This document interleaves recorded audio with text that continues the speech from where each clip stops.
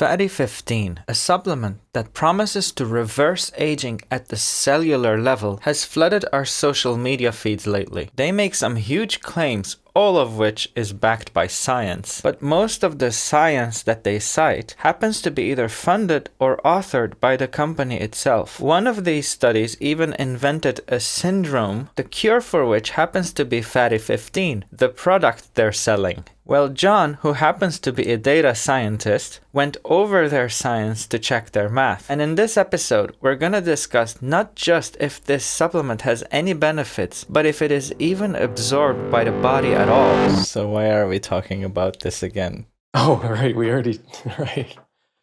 Well, I was feeling kind of like run down recently.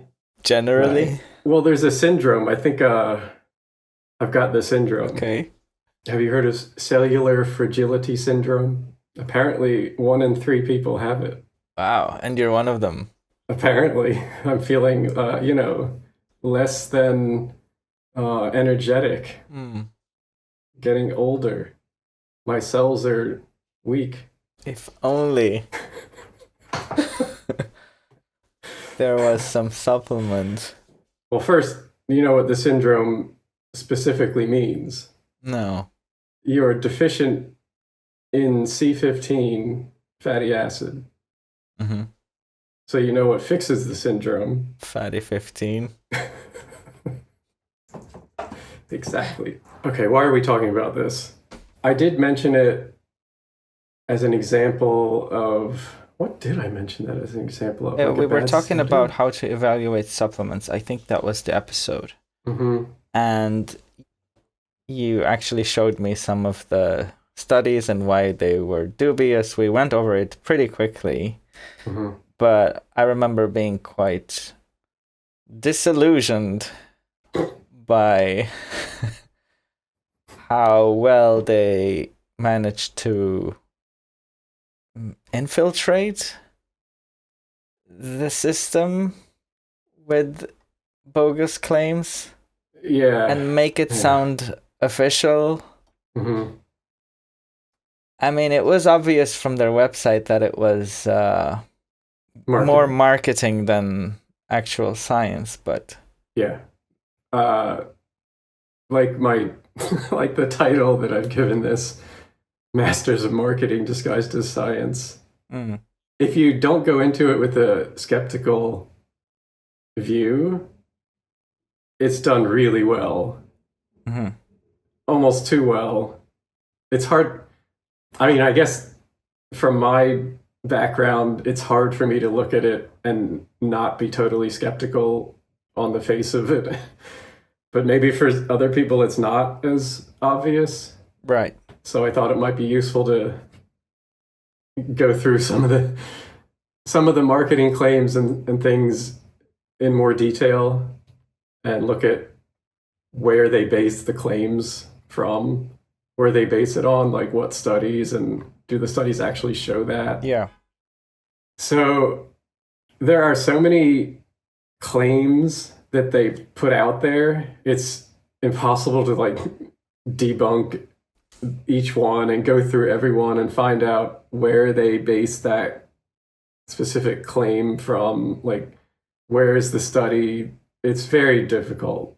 They have 100+ peer-reviewed studies by independent scientists throughout the world on the benefits of C15, including the pure C15 ingredient in Fatty15. I could spend like 10 minutes talking about this specific statement and how this is such an overstatement of what is actually in the literature. Mm-hmm. There have been lots of studies on C15, but a lot of them aren't showing anything positive and don't have anything to do with what they're saying. These are just examples of all the claims that they have, and there are many more on their website. Okay. And they all sound very science-y, like C15 is a pleiotropic nutrient with multiple dose-dependent mechanisms of action. It does sound sciencey. What does that mean? Yeah. It basically means it does many different things depending on the dose. Right. Right. And then we were talking about the cellular fragility syndrome, and they, of course, claim it lowers inflammation and repairs mitochondria.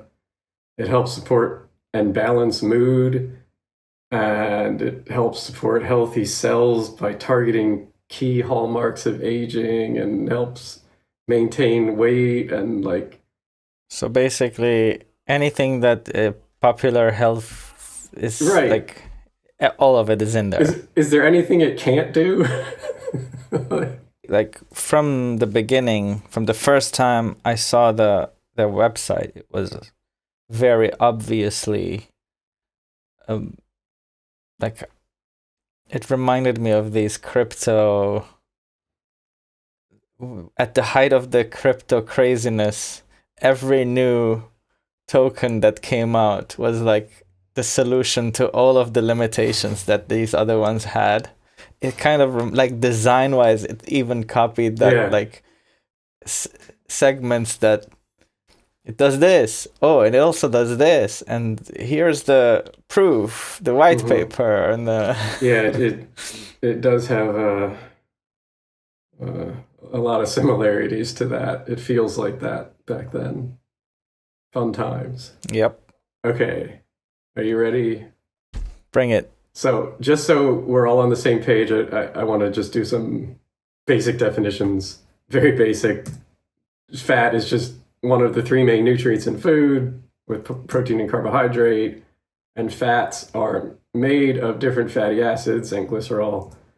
And a fatty acid is just a component of fat. It's made of chain of carbon atoms with a hydrogen attached. And different fatty acids give fats their different properties, like whether it'll be solid or a liquid at room temperature.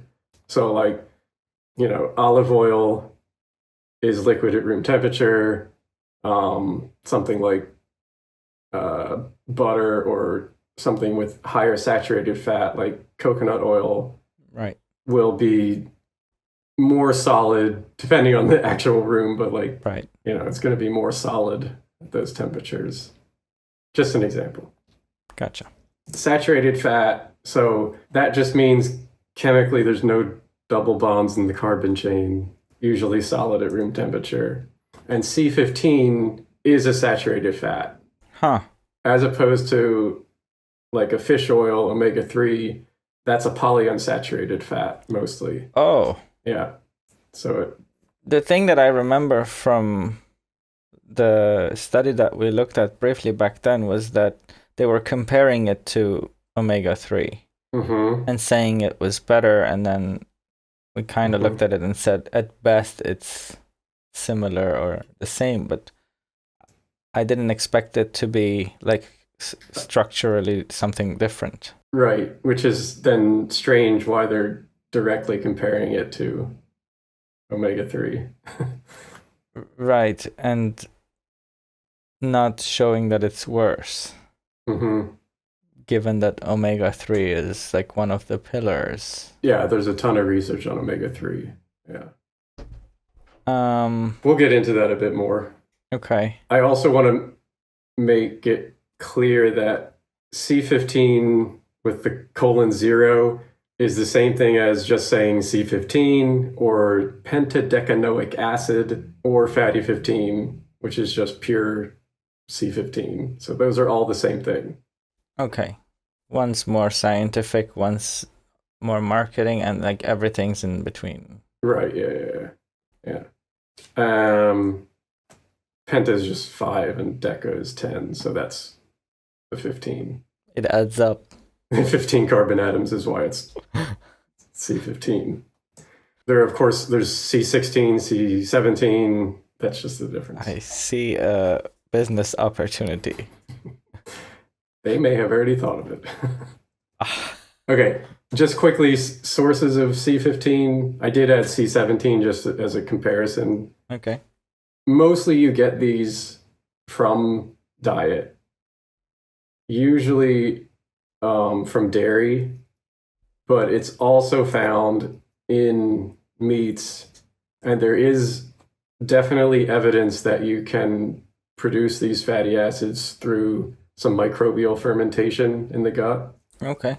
you do not need to get these fatty acids from diet, meaning that it seems like whatever diet you have, you're going to have some levels in your blood. Right, just from biology. There are many studies that show vegans have levels of both of these fatty acids. So Okay. this is just a table of where you can find it. The summary is it's definitely available in commonly consumed food. Right. Okay, let's talk about Fatty15 specifically. This is just a quote from some article about Fatty15, and it's talking about the founder saying, after analyzing thousands of samples collected over the span of about 50 years, Ven Watson and her team were able to determine what the healthiest aging dolphins had in common. We thought it was going to be omega-3s because all they eat are fish. Instead, it was C15, a saturated fatty acid I had never heard of. Mm-hmm. Okay. So this is kind of the origin story that they were studying dolphins and then along the way found this fatty acid and found that it had health benefits for the dolphins. Okay. I just have this study here linked because it shows kind of one of the first times where they identified a fatty acid that's beneficial to the dolphins. And this study is legit? That's why I didn't want to bring it up, because then I'm going to start talking about why it's not legit. Okay. Because every single study I started looking at was like, I was like, there's so many things wrong with this. There's so many things. Okay. Okay, so I don't want to talk too much about it. Right. But there's an interesting history of them developing this fatty acid for commercialization. I think the main point is that initially it looked like they were going to develop a C17 product. They even had some patents to do that back in 2015 and then 2017 where they were granted. But for some reason later in 2019, they shifted to C15. Tested better on the focus group. It's possible. I don't know. Yeah. And then I don't know, later just some highlights. Of course, she did a TEDx talk. Really? Yeah. Well, TEDx isn't that difficult. That's the one that anyone can do, I think. Yeah, it is. Yeah. Yeah. The kind of community organized ones. Okay. Yeah. And of course, showing the story, the dolphin story. And in the end, we're making this supplement. Right. Is it Save the Dolphins one? Save the dolphins, save the world. That's it? Mm-hmm. Okay. 34,000 views. Not too many. It's not nothing. It's not nothing, no.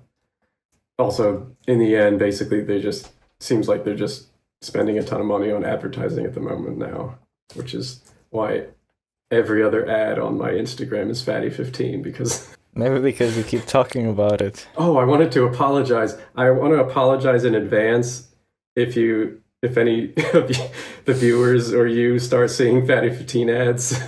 It's good that we see it because we know, money. Yeah, we're wasting their money.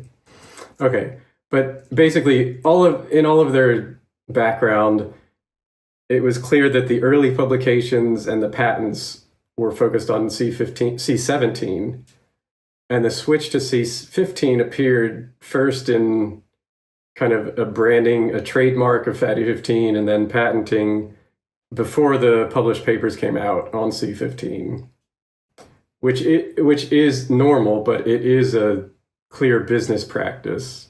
You know, it's nothing nefarious here. Like, that's just... Oh, what do you mean with that? It's totally fine. I'm just setting up the case that they're focused on business, not science. Right, okay. And definitely in the last year or two, the marketing and ad spend has significantly increased, but the science and evidence has not increased, and we'll be showing that later.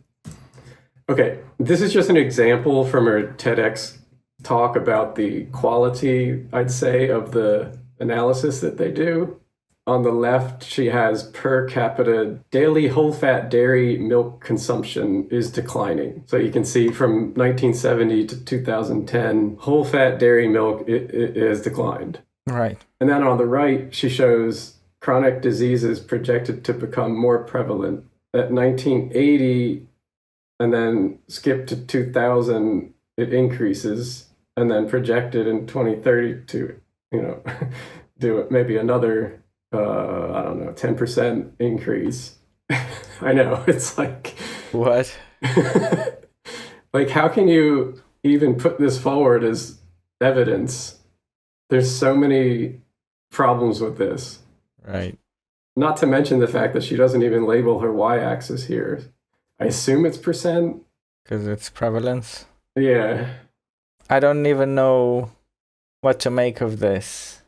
They're saying dairy milk is decreasing, chronic diseases are becoming more prevalent, and not even on the same time scale, but somehow that means that C15 is the fix. You're jumping the gun. Yeah, right. Okay. Let them make their case. All right. The company behind Fatty15 is Serafina Therapeutics, and they hold over 60 patents on this C15 molecule. How do they do that? You can't patent a natural molecule as it occurs in nature. You can't just like slap a patent on a dairy milk and say Right. this aspect is patented. But you can patent a method of using it, some dosing regimens, some ways to manufacture it or purify it, and even like setting a target blood level of this fatty acid can be patented. Yeah. But the idea is that if a company develops these kinds of things and does research and spends money on this, they should have some, Sure. financial benefit. But of course, patents don't say anything about efficacy or like FDA regulatory approval. They just exclude other people or entities from doing the same thing with the Fatty15 or C15. Okay. And they have so many because I think it's just a business strategy. Like the more they have, the more ability they have to sue other companies who make a similar product. And they can say it's patented. That sounds good in marketing. That's what I was assuming, because Mm-hmm. people always think there's some... Special. Yeah, people tend to think there's some process whereby if you got it patented, that means it passed some kind of a test of legitimacy. Yeah, it's the absolute minimal, I'd say. Yeah. Okay, so they do promote heavily that it's an essential fatty acid. Okay. To be essential, it has to be a substance that is necessary for like normal bodily function, and you can't make it endogenously. You can't make it endogenously, so it has to be taken in by diet. And if you don't take in enough, it would cause a specific deficiency that if you did then take in enough, it would reverse that deficiency. Yeah. For example, the omega-3 essential thing, it's actually not omega-3, it's a precursor to that called ALA, alpha-linoleic acid. And that's the essential acid, and that is converted to omega-3 fatty acids by the body. Mm-hmm. And the body more readily absorbs the omega-3, like the EPA and DHA. So that has a specific deficiency that if you don't take in enough, you will see like some skin disorders and growth disorders, things like that are fixed if you do take in enough. All right. So I just want to quickly go through their timeline of defining it as essential. So in that 2020 study, the quote is, "Could it be essential?" that's the first time we see this essential argument from them. Mm-hmm. And then a 2022 study says it is emerging as an essential fatty acid. And then a 2023 study says C15 is an essential odd chain saturated fatty acid. And then a 2024 study again says it is essential, and it identifies this newly identified nutritional C15 deficiency syndrome called cellular fragility syndrome. And then 2025 study says it has emerged as essential and is required by animals to support both early development and long-term health, and it supports cognitive health. And all of these studies are from the same author. I was going to ask that. The one that is the founder of Fatty15. Except on like one or two studies, there's also like a US Navy research collaborator. But every single author on those studies is a co-founder or equity holder or advisor or funded by or just an employee of Serafina Therapeutics or their other company that they also founded. Are you convinced? This feels like it was planned. Like if we come out outright and say that this random thing is essential, we'll be laughed out of the room. Mm-hmm. So we'll like plant the seed. Over the course of 5 years, we'll just like... And the problem is, if it were totally legitimate, that is the progression that you would see in the literature. Something like that, where right, somebody first suggests that it might be, and then as it goes on, it would get stronger. Usually somebody not funded by the company. Right, yeah. There's one review in 2025 that said basically that these hypotheses of essentiality are controversial and there's no real independent analysis that says it is. And no organization currently says that it is essential. Okay, now we're going to get specifically into some marketing of theirs. Okay. I'm going to talk about GRAS, which it's an FDA designation that stands for Generally Recognized as Safe. Okay. So generally recognized as safe is a United States Food and Drug Administration designation that a chemical or substance added to food is considered safe by experts under the conditions of its intended use. And yeah, it's basically a substance that is a new chemical or food additive that will be added to food, and the companies are allowed to do this if they give expert opinion that the additive is safe. Okay. So I want to look at this FAQ from Fatty15. Is it safe to take when pregnant? What is the recommended age to start taking Fatty15? So let's look at what is the recommended age to start taking Fatty15. And it says, our sole ingredient in Fatty15, C15, is GRAS, generally regarded as safe, certified, which means Fatty15 is safe for children age 4 plus, pregnant women, nursing moms, and pretty much everyone except infants and toddlers. Sound fine? Yeah. Another one in that FAQ says, in our commitment to make Fatty15 accessible to all, we have gone above and beyond to enforce the safety of Fatty15 for those of all ages and life stages by receiving GRAS status by the FDA. So they specifically say it's GRAS certified, they received GRAS status, okay?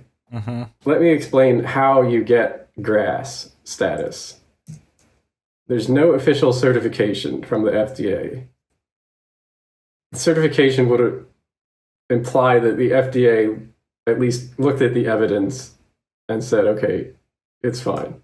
The two ways that you can get GRAS: you actually do notify the FDA, you submit to the FDA some evidence, scientific studies, expert opinion, and the FDA evaluates it. If you submit to the GRAS notification program, you can look at the database and you can look for GRAS notices right here. So that's where you would see, if you submitted your documents, you would see that it's there. And you can see there's 0 hits for any of these, any way you would phrase it. Write the C15 or pentadecanoic acid. Now, what does that mean? There's another way. You can literally self-affirm it. A company by itself can say, we did enough research and we say our ingredient is GRAS, and you don't have to submit anything to the FDA. So it's meaningless. It definitely could be seen as meaningless. Because how can it be seen anything but?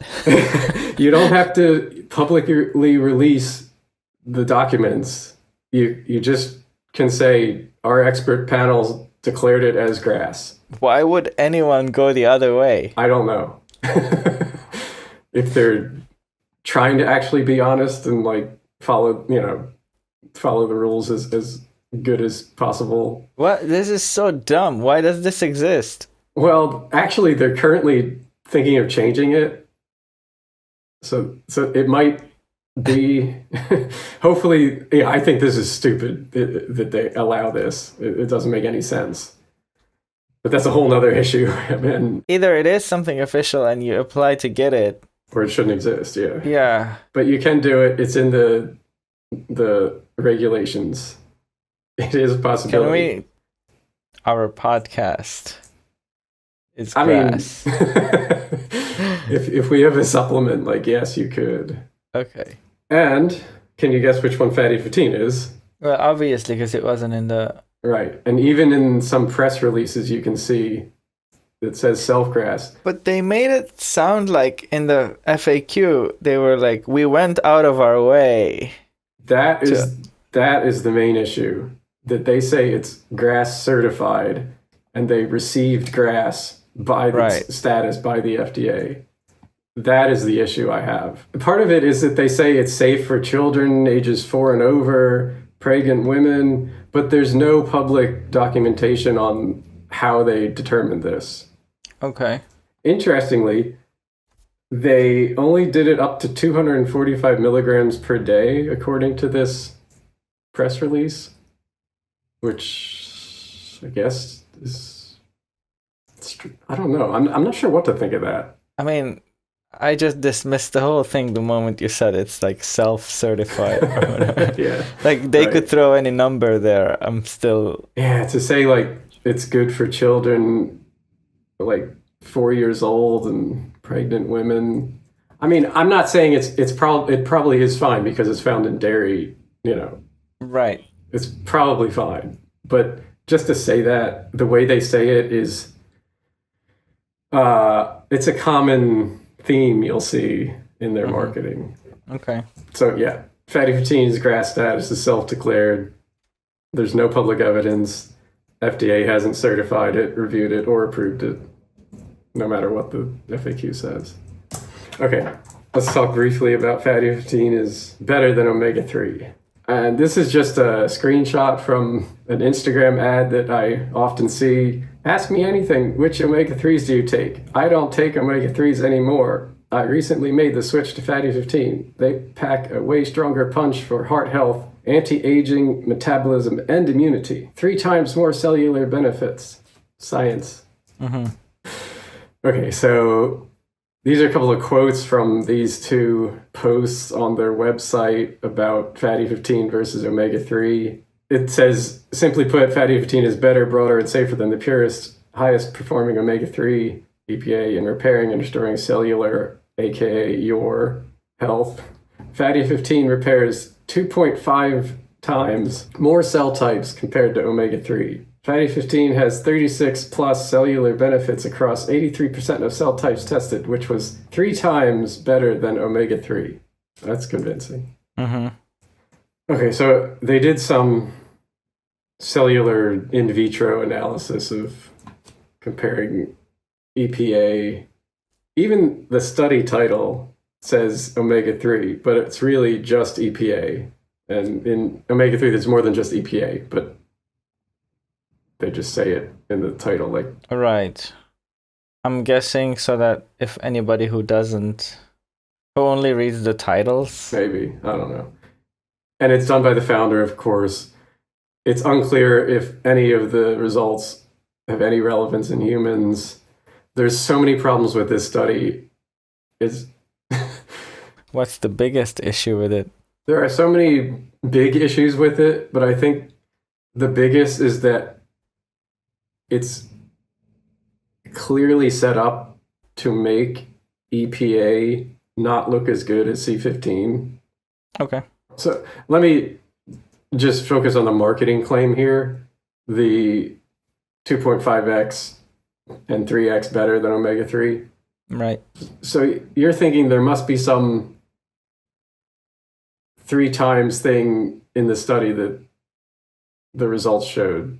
In the study, it says C15 showed 36 annotated dose-dependent activities. That means at multiple different doses in the cells. Now, they also say that there were 12 of these cellular activities that were shared between C15 and EPA at 17 micromolars. That's the only thing I can find that would indicate something that's 3 times better, because it doesn't state in this study C15 is 3 times better than EPA at whatever. You have to find somewhere in the study where they got this 3 times better, and it's very difficult to figure that out. But it's not even like the same. Like, you'd think that there's some dimension. It's just like the numbers are, one of them is 3 times the other. That's what I had to look through. Like, where in the numbers that they report is something 3 times more in C15?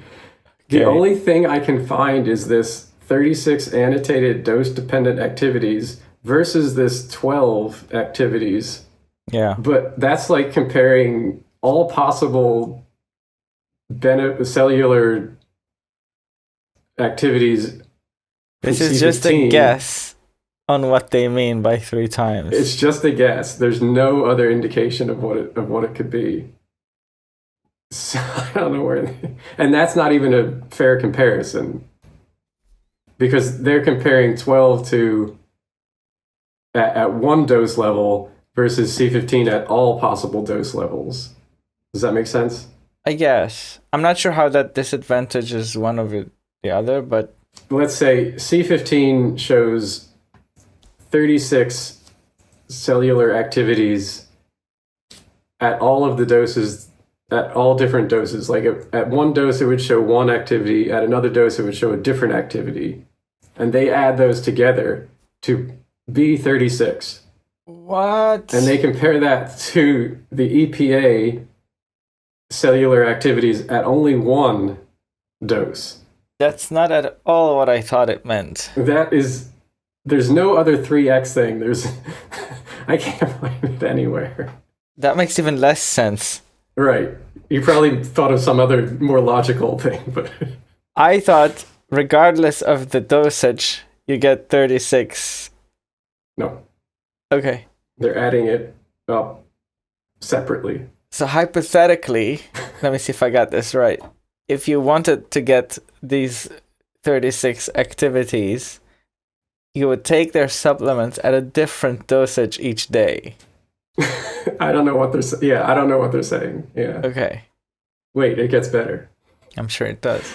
So for the 2.5x, initially I was like, maybe they just rounded up 2.5 to 3 and that was the original. No, that's not it. So C15, they say it has broad anti-inflammatory and anti-proliferative activities across 10 systems. That's what means repairs in marketing speak. Okay. Okay, so that's 10. So the only math that works out okay, where you get a 2.5x in any sort of numbers they report, that EPA at 50 micromolars, the highest dose, was cytotoxic to 4 of the 12 cell systems. So now we got 4. The only thing I can come up with is that I don't know what they were thinking, but they did 10 divided by 4, and it's 2.5x, but it's not even remotely close to the same thing. They're saying EPA cytotoxic in 4, which is bad. C15 is good in 10 of those systems. I think you're trying to... I'm trying too hard. Yeah, you're assuming that they actually based their marketing numbers on something in the study, when at some point you should be able to say, okay, they're just making it up. I guess I try to give them the benefit of the doubt to say maybe they just don't know how to read. Mm-hmm. I don't know if that's any better. I mean, obviously the founder knows how to read. Well, it's clearly not it says this is the husband who's also a doctor. It says he wrote this article, but I'm sure it was just the marketing people who wrote it. This whole article references that study. That's the only study that they compare omega-3 to, EPA to C15. I think he gave the paper to the marketing team. And the marketing team is has a very basic knowledge of what these numbers are talking about. I guess. But it's just so bad because you just see it. Especially this 3 times better than omega-3 because it's bigger than 2.5. So you see the 3 times better in so many ads. Yeah. There's too much evidence supporting omega-3. If you want, you can look at these. But I think that promoting C15 as a substitute for omega-3 is borderline unethical. Mm-hmm. Because there's, decades of research on omega-3, and based on this one in vitro cell study, they're saying to people that you don't need omega-3 anymore. Just take fatty 15. But want to reiterate that even the in vitro study has flaws. It has a lot of flaws. There's a good YouTube video on it by a PhD biochemist, and his basic conclusion is this study is trash. So it's not it's just in vitro, it's just one study. It's also right. It's not a very well done study. So you're probably wondering, is there any actual studies on fatty 15 in humans that are randomized controlled trials? You're right. I'm sure you were wondering that. But I will add one more condition to that. Okay. That's not done by the owner of the company. Yeah, okay, technically it's not written by the owner of the company. Somebody at the company? No. We'll get into that. Okay. Okay, so this whole section will be based on this article on Fatty 15 website. Is Fatty 15 legit series? Are there clinical trials supporting C15 zero and Fatty 15 benefits? Published by Dr. Ven Watson, but the husband, also founder. It goes through what it says are all of the clinical trials supporting Fatty 15 on humans. Mm-hmm.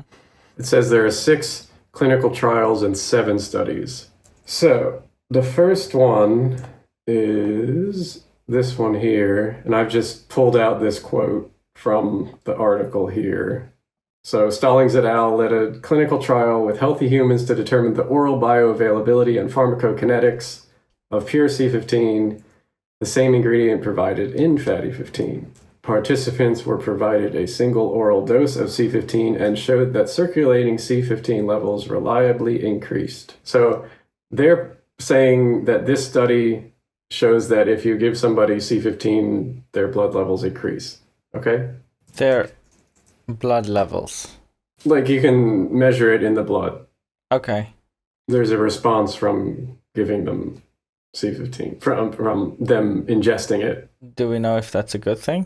No. Okay. This is only the beginning. Okay. Showing that it does something. Does something. Okay. This is the study back in 2013, Stallings et al. And you will see it's not specifically on C15. It's actually about a malabsorption blood test that they're trying to validate.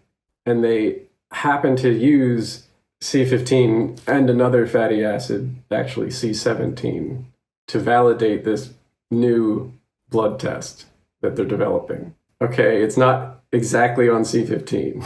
But they did use it. It isn't. It is one of the, if you see here, pentadecanoic acid. Yeah. They were given 2.5 grams of pentadecanoic acid. And they say in the marketing that for every 100 milligrams of ingested pure free fatty acid C15 circulating levels increased by an average of 1 microgram per milliliter. But that's not what the study did. Yeah. The study gave one dose of 2.5 grams. So, and this is basically saying there's a dose response. Like you give right more, in some way you would have to give more and more levels of fatty 15 or C15 to show the increase. That's not what they did. It's literally not what they did in the study. This is another overstatement of what the study actually did and what it's on. Sure. Let's call it that. Okay. The second clinical trial, it says Mascarenas et al. Then led a clinical trial to extensively model the oral bioavailability and pharmacokinetics of pure C15, and repeated findings from the Stallings et al. Study, namely that for every 100 milligrams of ingested pure free fatty acid C15, circulating C15 levels increased on average by 1 microgram per milliliter. So you're expecting a bit more from this study, right? It's the same malabsorption blood test. Uh-huh. And the only difference is that instead of just one 2.5 gram dose, they gave either a 2.5 or a 5 gram dose. And this isn't the same study, but it's a similar... It's on the same malabsorption blood test as the first one was. Okay. So the only origin that I can find for this, other than the marketing material, is actually that cellular fragility syndrome paper. That's the one they made. That is the one, the founder published. In that, it says based on pharmacokinetic data in which every 100 milligrams of C15 ingested results in an approximate 10 micromolar increase in circulating C15. So that's a quote from that study, and those two references are these two clinical trials that we just talked about. But that's like a totally incorrect reading of what the studies did.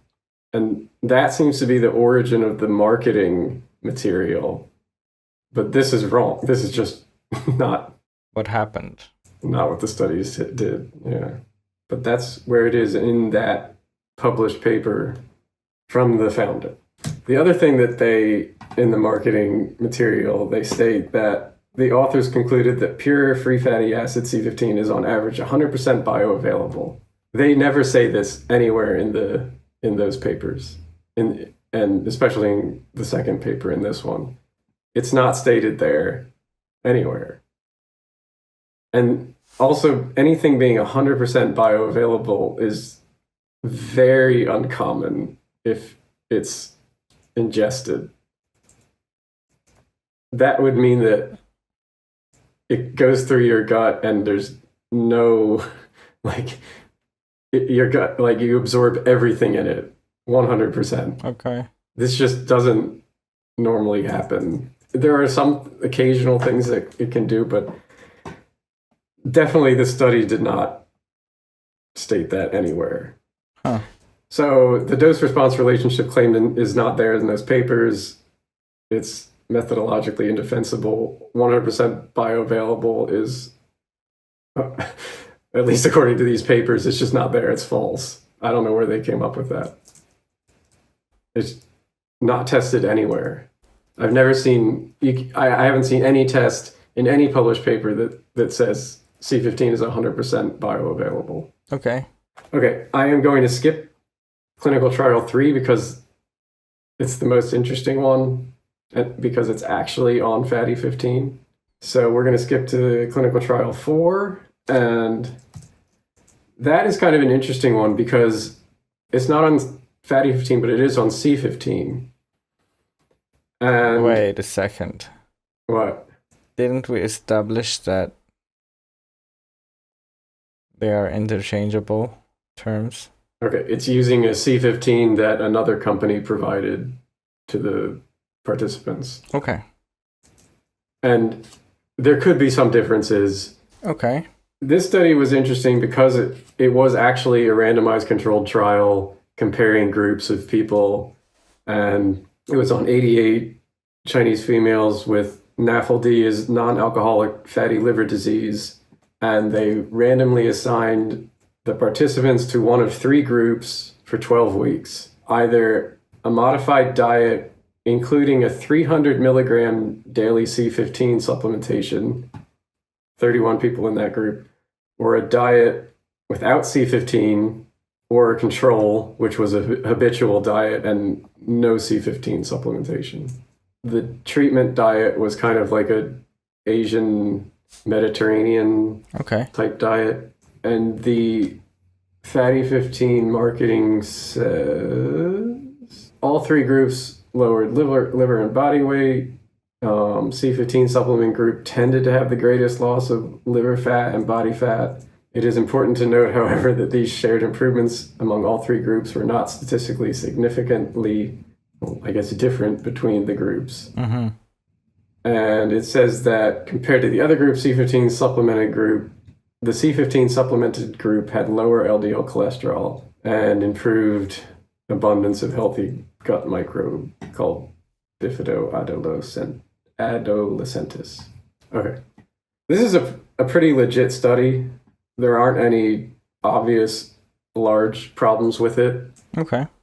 Basically, the big conclusion is that it was the diet that drove all of the beneficial effects.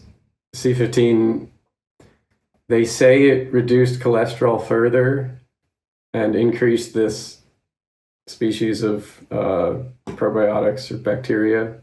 Mm-hmm.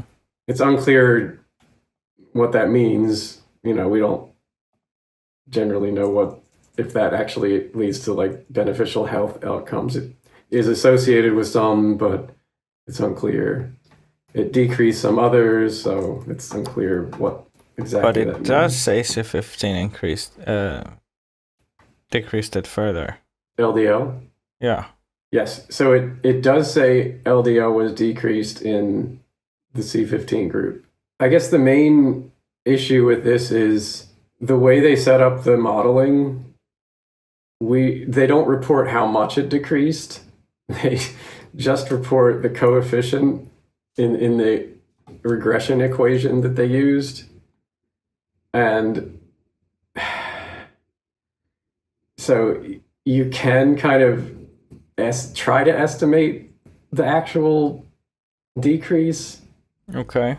And it appears to be maybe between 4 and 6, which isn't very much, but I don't want to state for sure if that's what it is because they just don't report it. Okay. And they also tested a ton of things, so it could just be by chance they found one that was significant. So, unclear. There might be something here. Maybe it does slightly lower LDL cholesterol. I'm not sure. Right. But if it does, it seems like it's not a large increase. Most of the increase comes from the diet. And then if we're taking this at face value, then the C15 would also lower it slightly more, but unclear given everything that they tested here if that's a true, an actual real result, but could be something. Okay. So, and also this is with 300 milligrams every day. So that's at least according to them, a pretty high dose of this. Let's look at the list of metrics that were unchanged with the addition of C15. So all of these body fat measurements, these different kinds of fat types, liver fat, tons of other types of fats, pancreatic fat, different parts of the pancreas, blood pressure, glucose, insulin, total cholesterol, triglycerides, HOMO-IR. These are liver enzymes like GGT, ALT, AST, inflammatory markers like CRP. Sleep wasn't changed. Some depression, anxiety things weren't changed. There were a couple different microbiome changes, but I don't want to list them here. So of all of those 35 metrics, 34 of them were unchanged. It was only LDL that changed, probably just very slightly. So Okay. I just want to note that. What was the main outcome of the... What was the study powered to detect? The main outcome was this liver fat. What I'm getting at is the LDL thing was more observational. Yeah, the LDL was an exploratory analysis. Okay. Yeah, the main outcome was this proton density fat fraction of the liver. That was found to be not different with the C15. Okay. Yeah, it's good you mentioned that LDL was an exploratory part of the analysis. So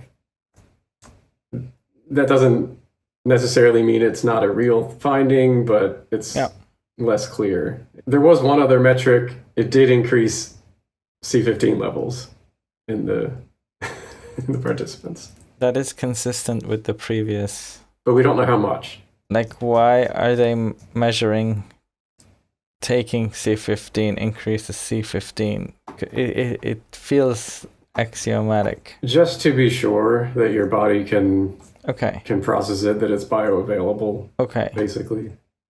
Because so that you're not it's like a first step basic analysis. Like that you're not just excreting you're not just excreting it. Yeah, exactly. Yeah. And this study agrees with the one that they referenced. It agrees that it does raise levels, but unclear how much. Okay. Just quickly on clinical trial 5, this was not a separate clinical trial. They do say it is. I mean, it's noted here as clinical trial 5, but then they say it's a post hoc analysis of that study we just talked about. So after the fact. Just the one that we just talked about now. Yeah. Mm-hmm. Okay. So it's just doing some more analysis. And in the article, it says this post hoc analysis showed that while all 3 groups had lower body weight and improved mood, the C15 supplemented group had the most significant improvement in mood. The authors conclude that C15 supplementation may have a positive effect on improving mood. Mm-hmm. Let's read some actual quotes from that study. Let's. The present study cannot conclude that the group receiving C15 together with the Mediterranean diet had effects in decreasing symptoms. And they're talking about mood symptoms. These findings suggest that both dietary interventions had comparable effects on anxiety and depression within the study population. So that's both dietary interventions were the ones with and without C15. Okay. Basically, they just focused on mood. depression and anxiety. This is a follow-up on the one that we just did. Yeah. And they checked in with mood Mm-hmm. or mood symptoms and saw that both the diet change and the diet change plus C15 had a positive effect. Yeah. And from that, the company took C15 has had positive effect. Stronger effects somehow. Right. The only thing that you can find that is positive just for the C15 group is that in like a really small comparison of just a couple, like 5 to 2, the depression scores or something were slightly better for the C15 group, but like it's comparing like just a few, literally just a few people. Okay. Overall, the study says you can't base any conclusion from just that.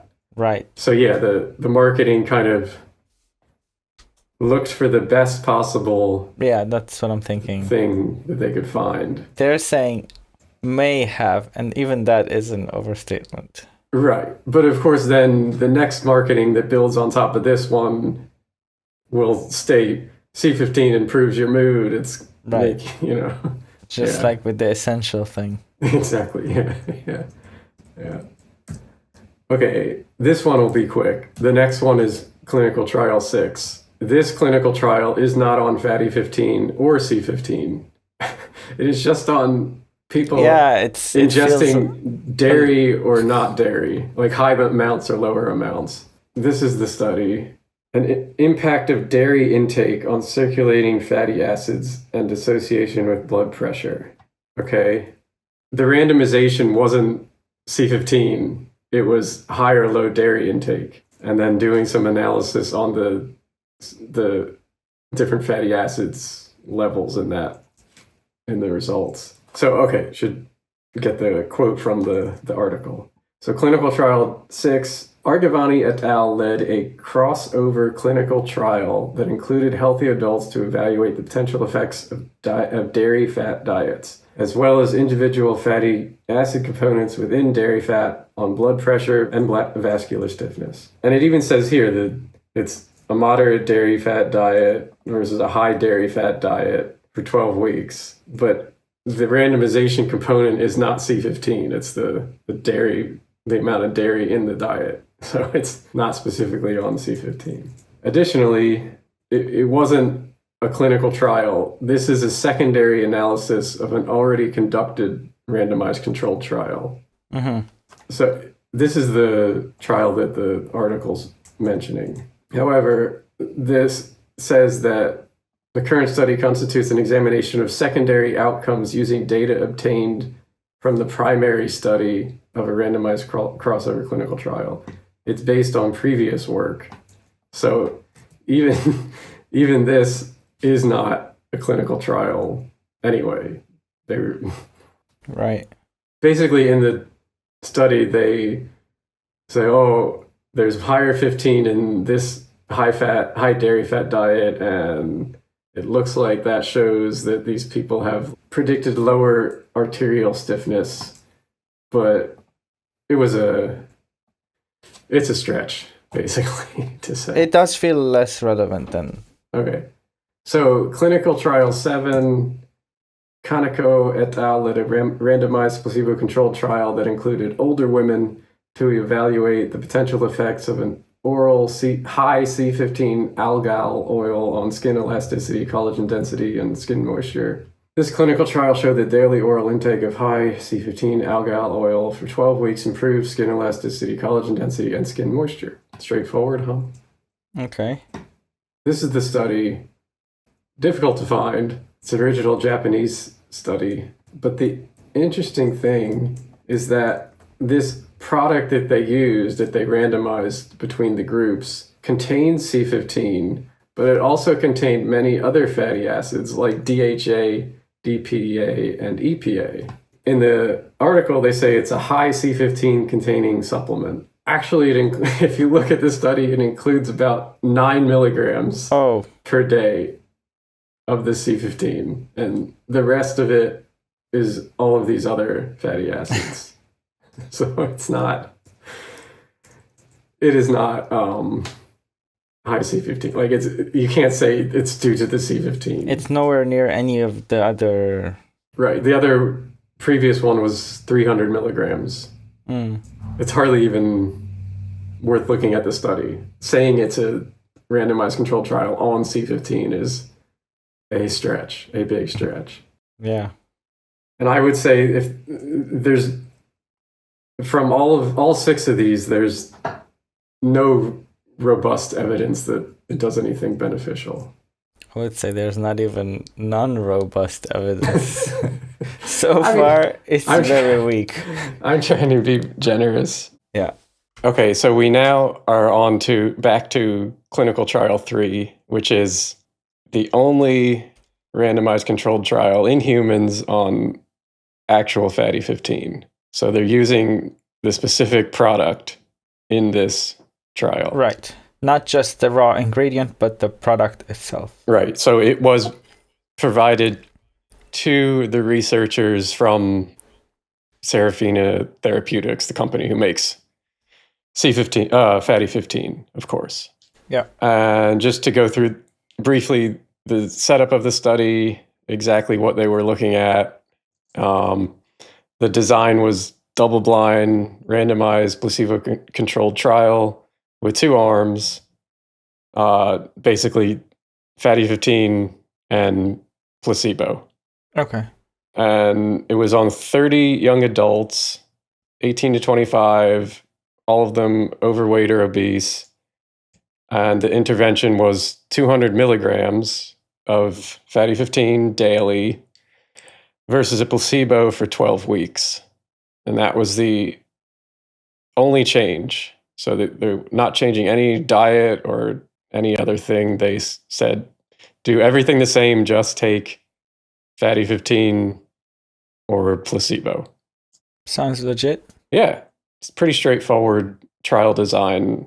The randomization, just to note, there were 20 participants assigned to the C15 or fatty 15 group and 10 to the placebo, which is it's totally normal, just a way in smaller, when you have smaller numbers of people, just to get kind of more data on the treatment group. Understood. Yeah. Okay. Fair enough. And the primary outcome was looking at just the change in plasma C15 levels. So does taking fatty 15 increase C15 levels in plasma or blood? And just to reiterate, we don't know if that is a good thing. That has not been tested in a randomized controlled trial. We're just testing if the body actually absorbs it.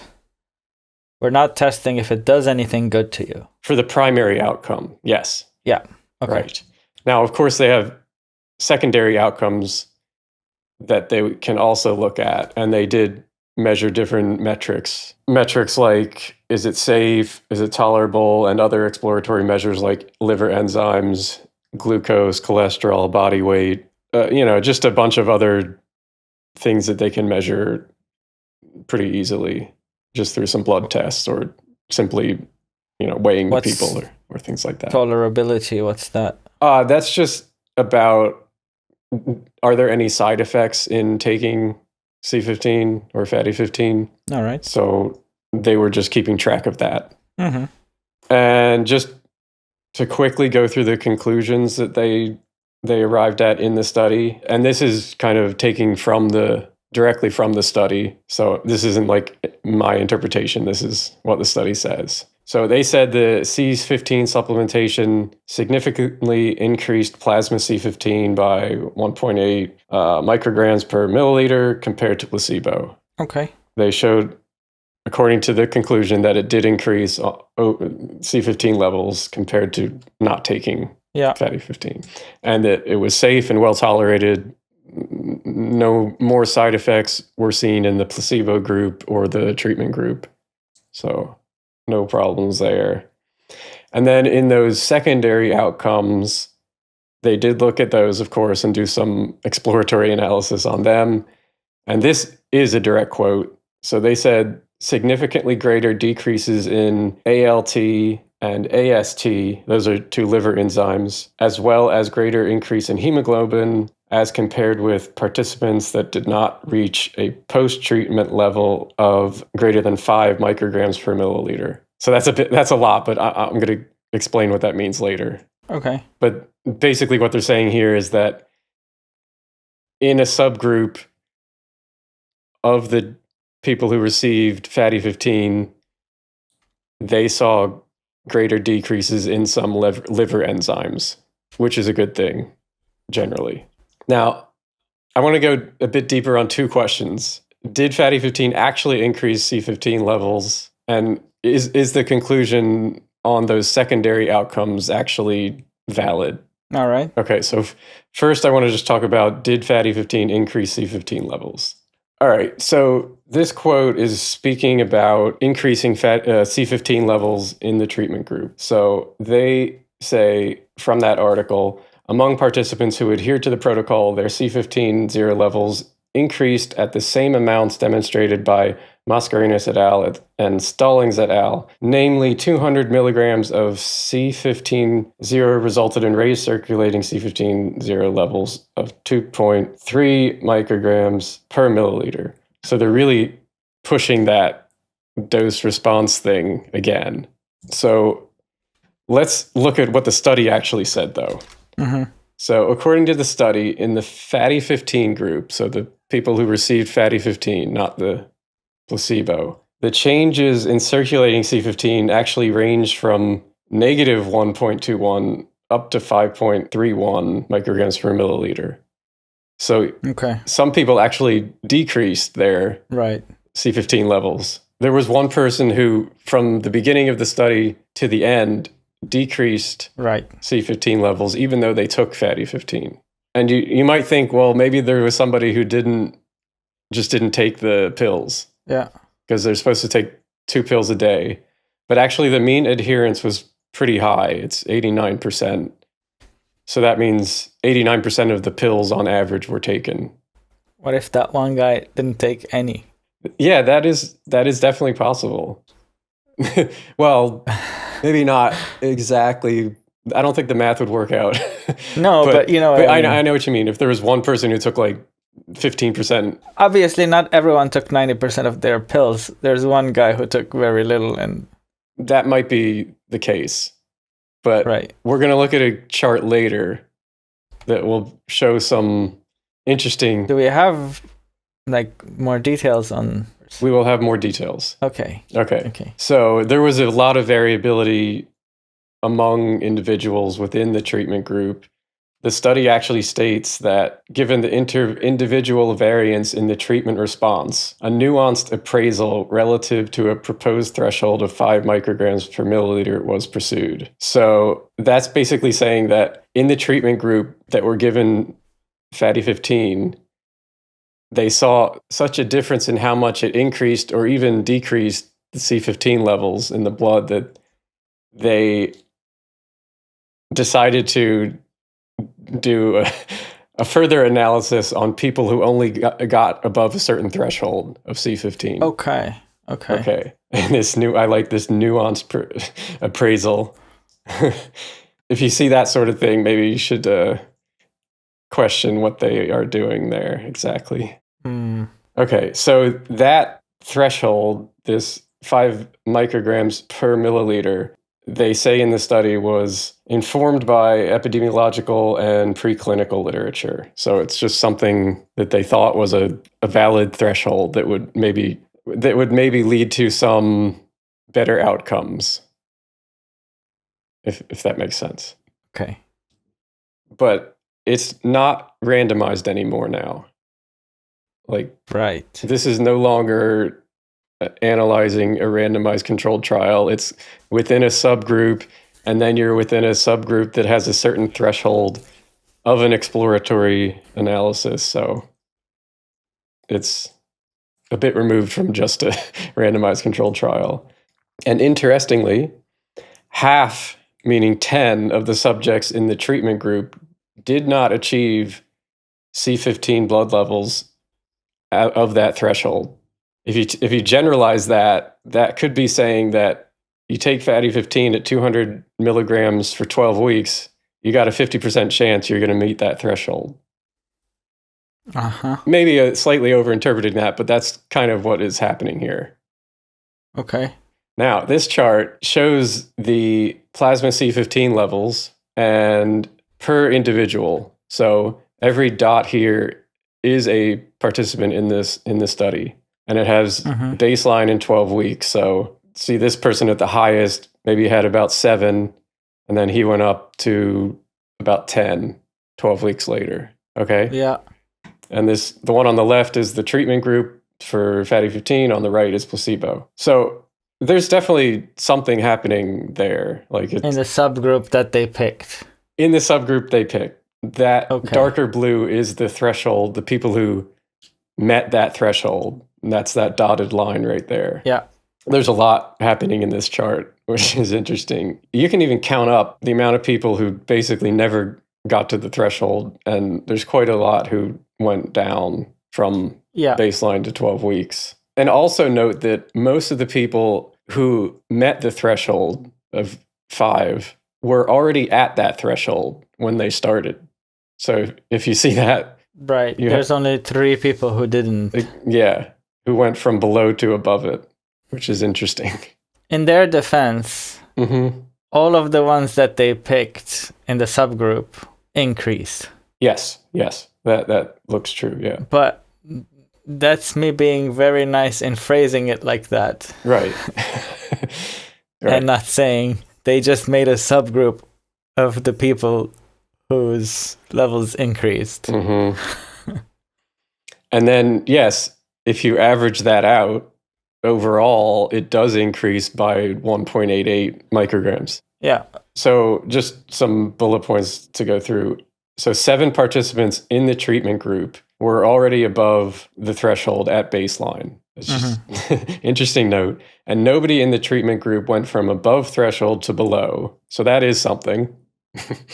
Because people in the placebo group did go from above threshold to below. I'm trying to be generous. Yeah, I think you're being too generous. 4 in placebo were above and went below threshold.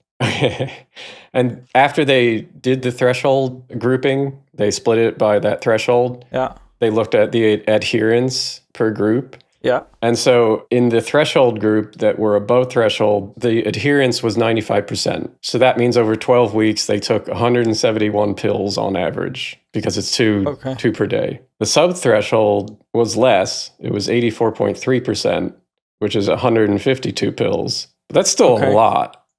Yeah. That's still a lot. And like I said before, 10 in the treatment group, despite taking 152 pills, did not go above that threshold on average. So interesting stuff. It's not nothing, I'll give you that. The adherence thing is interesting. However, I was kind of rubbed the wrong way the moment you talked about this threshold, which to me feels like an arbitrary number, or the best possible number that they could have picked. Yeah. Because like I'm thinking there's probably some number that we could pick and that would be the new threshold. And suddenly these same numbers wouldn't tell the same story anymore. That is definitely possible. Yeah. And they didn't explain fully in this study where how they arrived at that threshold. It was kind of it was just that quote, like, informed by epidemiological and preclinical literature. That was the quote of how they determined this 5 micrograms per milliliter threshold. Right. There's a lot you can say here. What if it was like 6? Would that change things? Right. What if it was 4? I don't know. It's hard to say. And I don't want to say convenient, but it is convenient that it just happened to include people who raised their levels Call me cynical. I just don't think it's a coincidence. That's the hard thing, because they definitely would have seen the data before determining this threshold. Yeah. I don't think you can argue that they didn't see the data before that. No. And then you're like, well, come on. Just to be clear, I don't mean like they sat and were like, right. what can we do to... But I think they were like, here's a number of other things we can look at in hopes that it would tell the story we want to tell. Right. Just the fact that they had to do it speaks a lot of... Right. speaks to a lot of the problems. Because they started the study saying they will do one thing, and then... They added on this analysis, which wasn't planned. Right. As far as I can tell, this was not part of the original plan to do this threshold analysis. I know it's coming, but was the company involved in this study? It will come. Okay. Okay. Just to show some other marketing quotes about this study. So Fatty15 marketing says, in fact, Dr. Schwimmer's study showed that the more total C15 supplementation a person took over the 12-week time period, the higher their C15 levels. This trial just can't establish that general rule that the more total supplementation was taken, the higher the levels. It's just not set up for that. It was not tested. There was no dose response analysis. We don't know that. That's a way overstatement of what the study said. All we have are those two adherence things. Yeah, they're definitely referring to that. Yeah. They're trying to overinterpret that. And this is another marketing quote from Fatty15 that says, poor adherence to the daily Fatty15 regimen explained about 80% of the difference between those who got up and over the nutritionally sufficient threshold. It's worded a bit strangely. Yeah. But it basically says that not adhering to is what caused the not getting over the threshold. Yeah. First of all, the study never states that adherence explained 80% of the difference in the C15 levels. Yeah. I don't know where they got that number from. Even trying like I did with the previous. I don't know where 80% came from. I have no idea. Even trying to like find some numbers in the study that they reported to somehow come up with 80%. I don't know where that is from. I can't figure it out. I don't know where that comes from. And of course, that nutritionally sufficient language wasn't used in the study, and it sounds like it's a validated thing, but like it's not there. Right. The study specifically states actually pretty much the opposite, that the adherence to response, meaning the level of adherence to the level of C15, was not strong enough to explain the response heterogeneity alone. So that's the difference in response among the people. Mm-hmm. That is a direct quote from the study. And also this quote, the study was not designed or powered to expound further on this observation, and future studies will need to address these discrepancies. So it's pretty much stating exactly the opposite that is in the marketing. Yeah. Okay, I'll move on to the further analysis of the threshold group. Yeah. Okay. I'll talk mostly about the liver function in the threshold group, because they say, this is another quote from the article we were looking at. This group with raised C15 zero levels had significantly improved liver function, lower ALT and AST, as well as raised hemoglobin, demonstrating improved red blood cell function. So this is a bit of a reframing, of course, of the threshold group, saying that it's participants who adhered to the protocol, which is a... Right. Yeah. 10% better than the... Yeah, right. And the study explicitly reports these as preliminary associations, potentially relevant improvements, not proven treatment effects. Basically, it's all these results that we'll talk about now are part of a non-randomized post hoc, meaning after the fact, responder explorer subgroup analysis, and are associative only and aren't causal or proof of clinical efficacy. Like in a randomized controlled trial, it's set up so you can have so you can try to prove some causality, ideally. Yeah. This is not that. We're past that. So the moment that they changed course, or let's say added some new steps in the study that wasn't planned, takes away their ability to establish causality. Right. So if they're being honest, correct, they should say it's associated with, not had significantly, it's just a language thing. But no, I get it. Okay.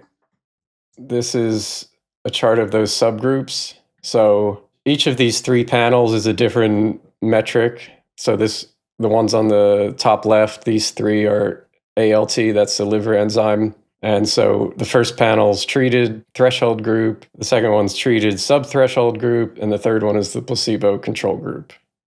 And you can see there's clear issues with making comparisons between these groups. Like the treated threshold group were over the 5 microgram threshold group. You can see their ALT, a lot of the people, it was very high. Yeah. Compared to the subthreshold group, which, except for this one guy, majorly increases ALT over 12 weeks. And that happened just by chance? Like that the subgroups happen to be this different, even on week 0? When you set a threshold after the fact, and you have a low number of people in the groups, you're going to see some strange differences.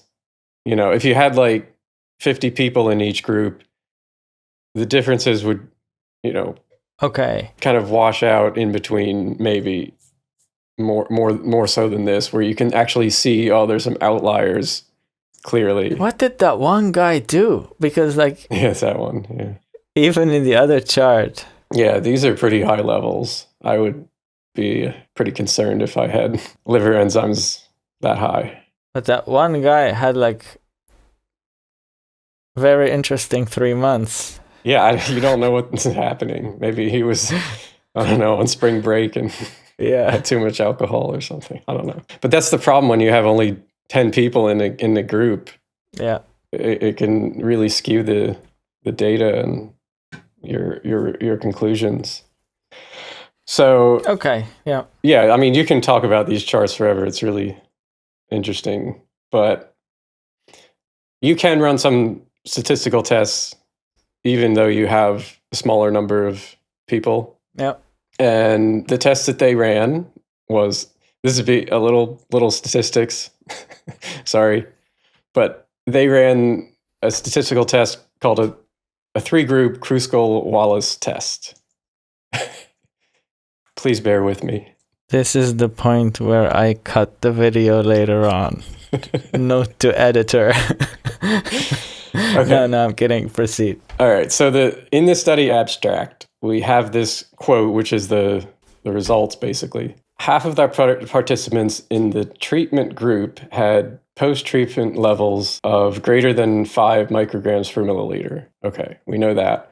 In these individuals, there were significantly greater decreases in alanine aminotransferase, that's ALT, and aspartate aminotransferase, that's AST, the 2 liver enzymes, as well as greater increase in hemoglobin, as compared with participants that did not reach post-treatment level of greater than 5 micrograms per milliliter. Okay, let's talk about this conclusion.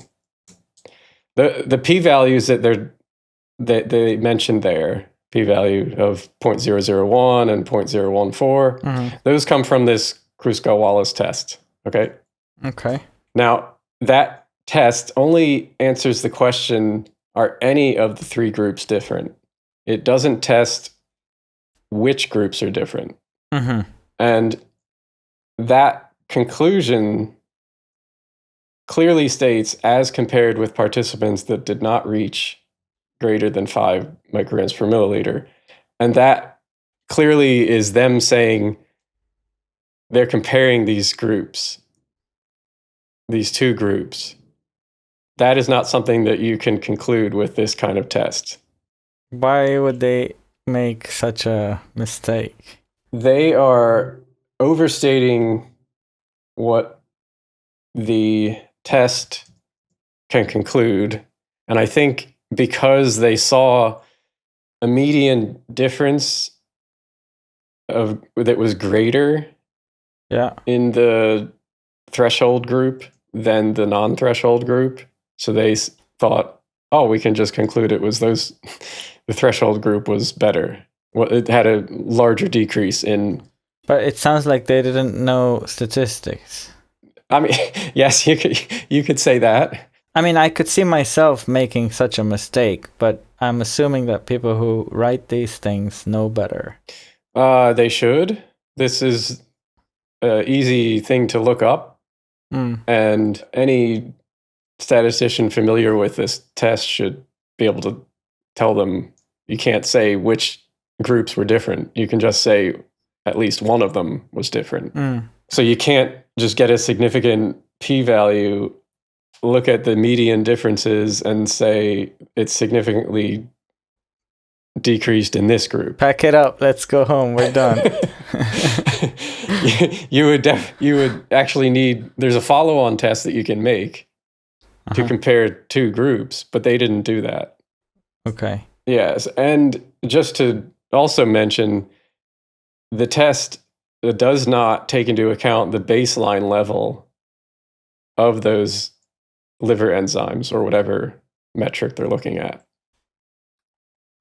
So that's important because as we saw in this subgroup, you can see a lot of them went from very high to lower in that treatment group. And that could be just regression to the mean. Exactly. I mean, I was thinking that when you showed me the thing. It definitely could be that. And there's no indication there's not a clear indication that it's not that. So I just want to read out exactly what they should have said. Okay. They should have said something like, in an exploratory 3-group comparison between the placebo, the subthreshold, and the threshold group, the Kruskal-Wallis tests on the change scores were significant for ALT and AST, indicating that at least one group differed. However, we did not perform further statistical tests to determine which groups differed. Additionally, this analysis does not control for baseline levels. So that is what they actually could conclude. I don't think they want to do that. Okay, I just want to show the table that they have in the study and just highlighting the ALT and AST. And you can see the Kruskal-Wallis p-value. There's only one of them, of course, for the 3 groups. So if we just look at this one, 0.001, it just means that at least one of the groups differed from one of the others. And it's very tempting to look at the threshold group in the middle because that median is much less than the subthreshold. It's tempting to say that group is significantly different from the other group, but that can't be said based on the tests they made. And the really important thing also is that it doesn't take into account the baseline levels, which is a big issue in this change. Yeah. I just want to note that when you first mentioned that they added this subgroup thing, I thought it was just going to be some like little note that they added, but they seem to be focusing a lot on it. This is what they're basing all of their marketing on, that says the group with C15 levels had significantly improved liver function. This is what they're basing that on. Sus. A bit sus. Yes. Okay. As I did in the previous clinical trial, I just want to list the metrics that were unchanged with the addition of Fatty15 or C15.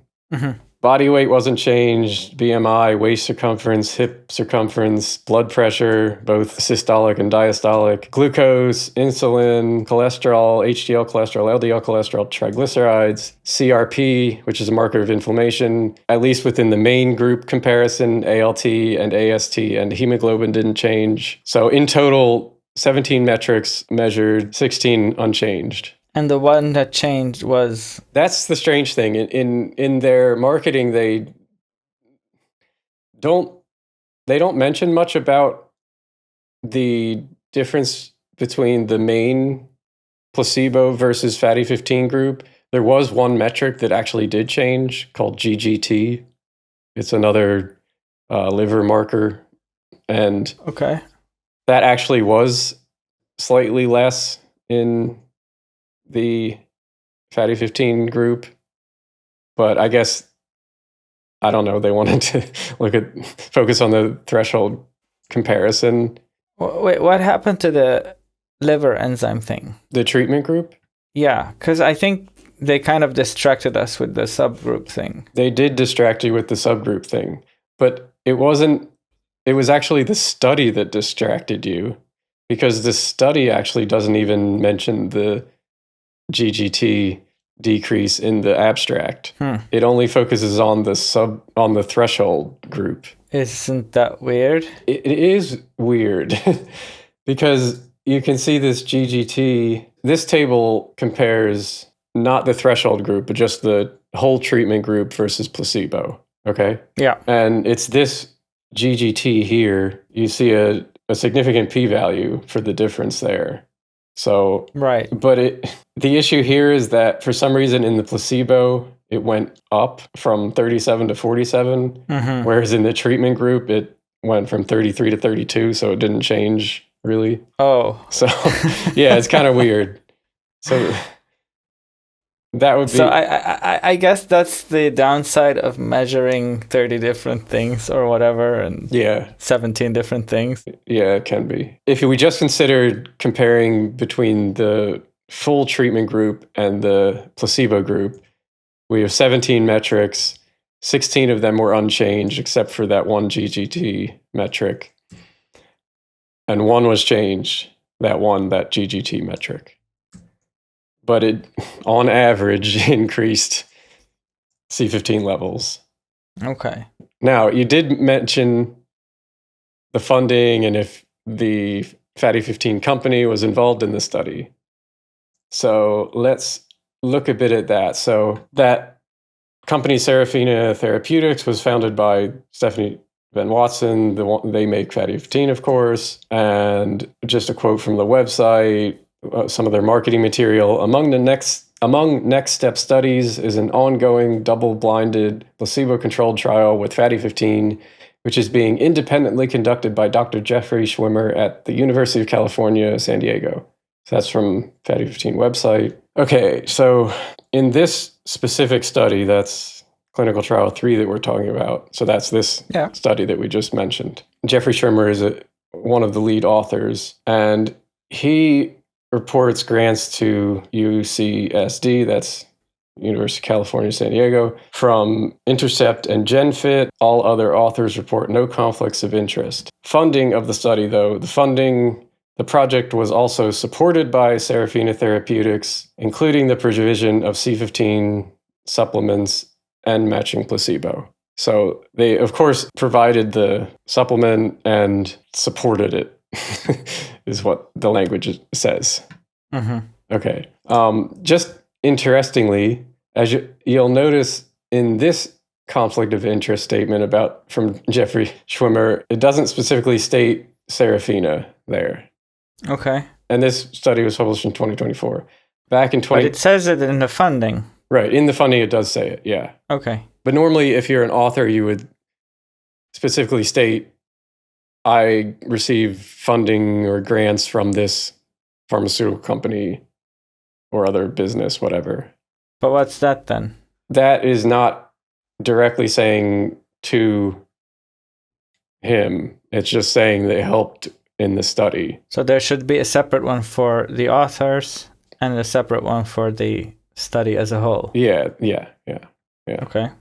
Okay. But some previous studies of Jeffrey Schwimmer, that's JBS, has received research support from GalMed, Intercept, and the Serafina. And then one from 2022, an article that says he received grant support from Serafina. Another from 2024, conflict of interest from Serafina. And then one from this year, also from Serafina. So let's say he's on good terms with them. Yes, he is. There's some relationship there, which, again, doesn't negate the whole study necessarily. Right. But it's something to be aware of. Okay, my big conclusion on this study is that Fatty15 does not reliably increase C15 levels. I think that's the takeaway from this study, that half the people didn't go above that threshold. Many people, Right. It didn't even increase. It actually decreased levels of C15. Right. And also that the benefits claimed were incorrectly stated, and they were kind of based on statistical shenanigans. So I wouldn't take any of those benefit claims as real, basically. Mm-hmm. Another interesting note is that from the 2 actual randomized controlled trials on C15, so that was that one on the, what was it? I think it was done in Singapore on the 88 Chinese women.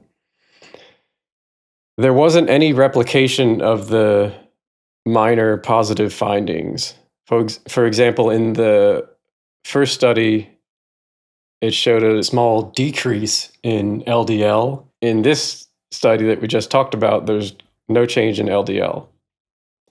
And likewise, if you do take the liver enzymes as a significant change from the study we just talked about, that's not seen in the previous study. So just something to note. Yeah. Okay. So even if you're still curious and you want to try Fatty15, let's look at their costs and how much it will cost you. And of course, it's another subscription model. It's expensive.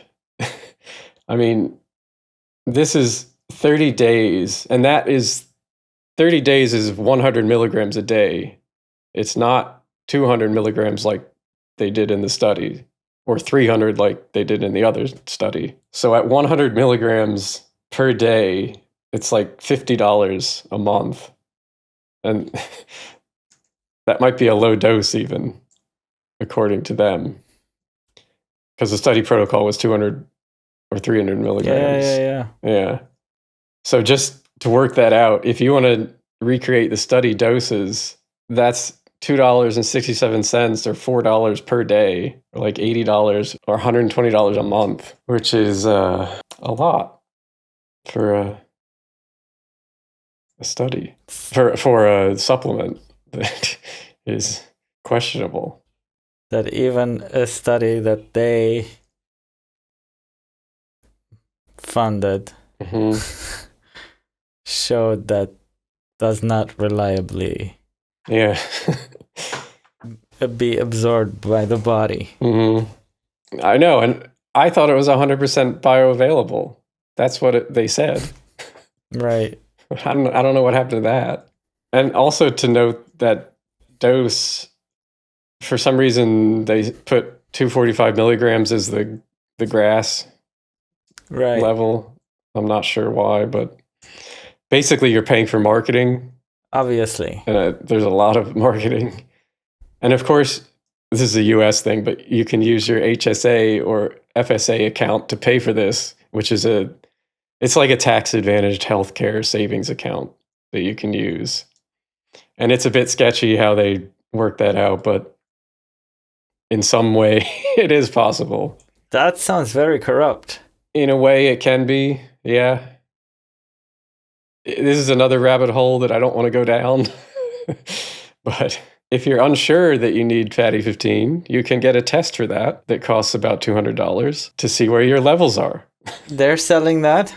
Technically, it's through like a third party, but it's on their website. And are you gonna take the test? I don't know what it would. If it were free, I guess I would, but like I don't know. Then what would I do? I don't know what is a good level. It's unclear.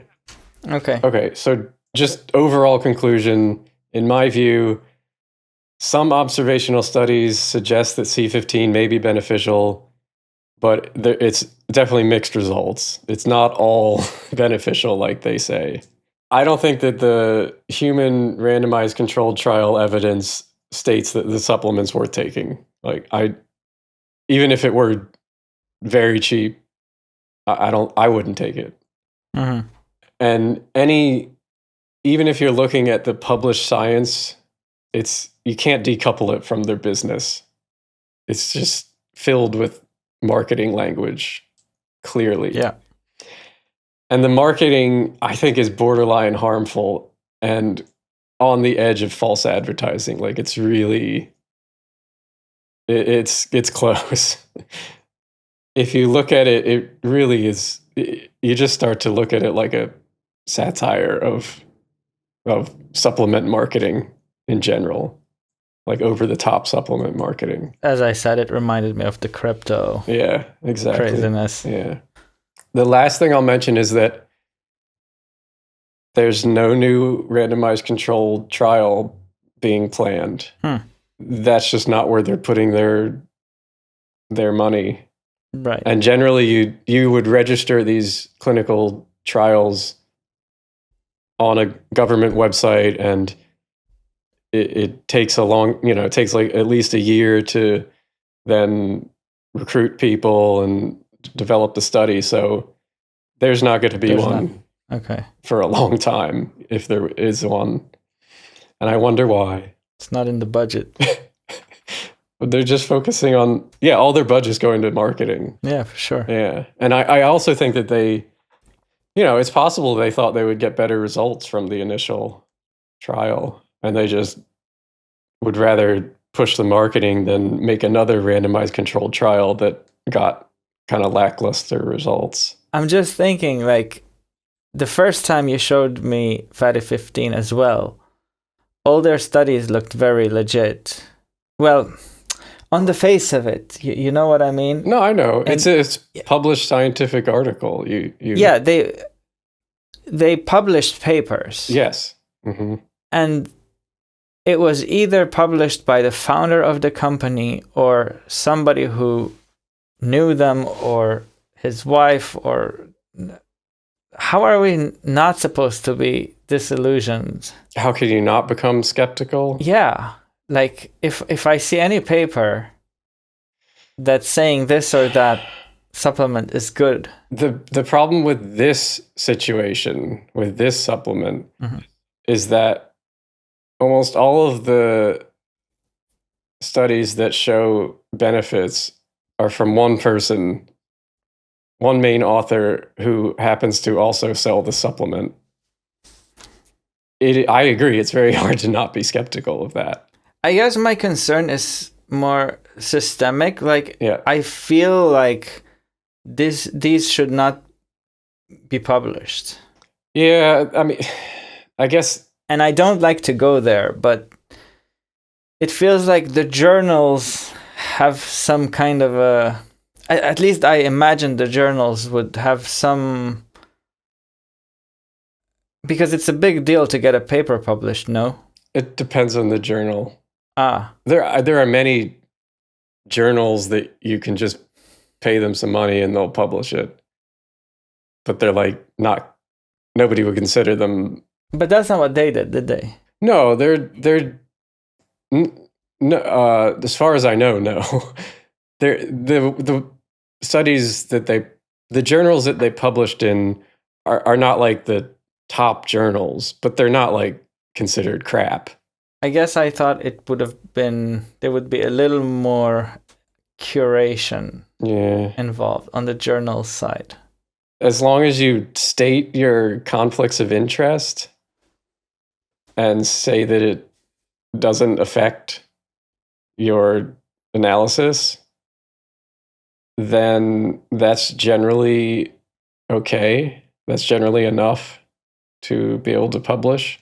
If she tried to cover up and didn't report that she had a company that made C15 supplements, that is a big problem. But since she stated it, I know that's just a general procedure. It's not rubbing you blind in your face, but I would argue what they're doing is just as bad. The journals? No, the studies. Oh, just as bad as not disclosing the funding or the conflict of interest. Yeah. Because I don't care that you disclosed it if you just made up some arbitrary threshold halfway through the study that would significantly change how the results are viewed in favor of the company that's funding it. Should be immediately discarded by the community. Yeah, I think many people do agree. I think there's a lot of people who think this supplement is useless and that the studies don't support it. But the problem is now there's so much marketing, and you have so many people like saying, "Oh, it made my sleep better," and then I saw some of them on their website. They're getting a kickback because there's affiliate codes, of course. Right. So it's like, I mean, it's kind of always been like that with supplements, but I think this specific case, it feels much more strategic and longer term, like multiple years where they had this business plan to develop. Right. Incorporated with publishing scientific papers.